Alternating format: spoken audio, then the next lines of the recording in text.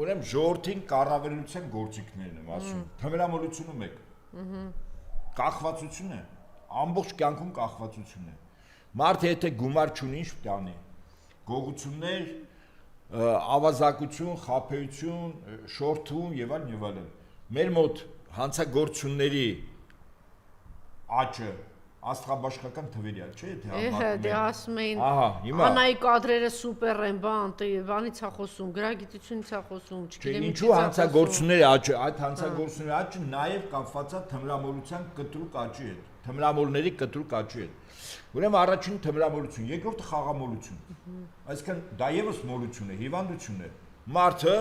առավոտից երեկո մտածում է խաղադրույք անի, եթե գումարը չկա, ինչ պետք է անի։ Ինչ որտեղ եղած չեղածը ծախի, տունա ծախում, ոսկեղենա ծախում, հետո էլ չունի, պարտքերի տակա, ուրիշ տեղից պարտքանում, եթե չկա, վերջում Կիևյան կամուրջը կա ու կա, չէ՞։ Ինքնասպանություն։ Դու ինչը տեսնում ենք։ Ինչը տեսնում ենք։ Ուրեմն երկրորդը խաղամոլությունն է։ Հիմա երրորդ կախվածությունը, որտեղ մեր ժողովրդին փորձում են մտցնել պղծությունների դաշտ։ Ես ասում եմ, Ադրբեջանը եւ Թուրքիան, Հայաստանը դիտում են որպես մեծ քարվանսարան։ Այսինքն ավելի խիստ բառով ասեմ, մեծ պոռնկատու։ Տղամարդիկ պետք է աշխատեն հանքերում, ասենք մի 100,000, մի քանի 100,000 կիններ սպասարկեն Թուրքիայի, Ադրբեջանի ղեկավարներին, որոնք Հայաստանում խաղաղության պայմանագիր կնքելուց հետո բիզնես են անելու, ներդրումներ են անելու, այստեղ մեր կանայք ու աղջիկներն էլ իրանց պիտի սպասարկեն։ Ոնց եմ ասում, տղամարդիկ հանքերում, թմրամիջոցի վրա խաղադրույքներ, կանայք էլ բորդելներում։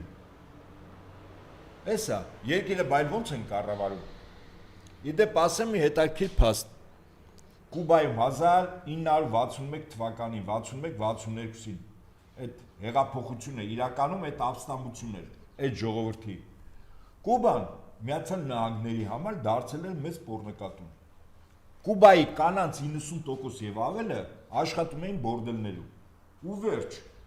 Եվ այդ տղամարդիկ հասկացան, որ այդ իրենց ժողովրդի վերջն է, այդտեղ ոչ պետություն կա,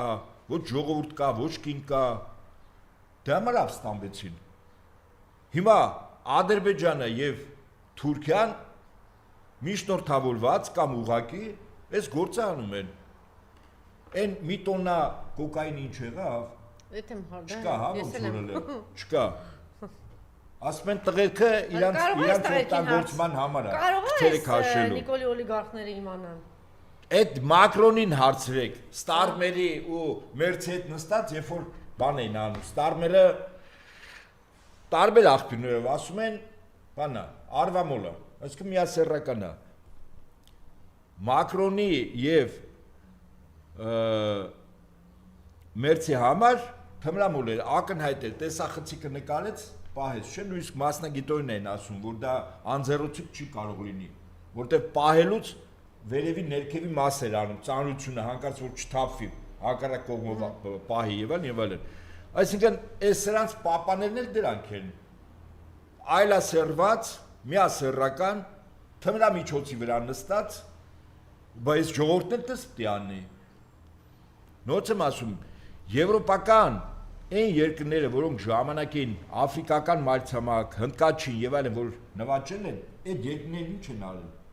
Այդ երկրները դարձել են ամբողջ երկիրը բորդել, այդ երկրների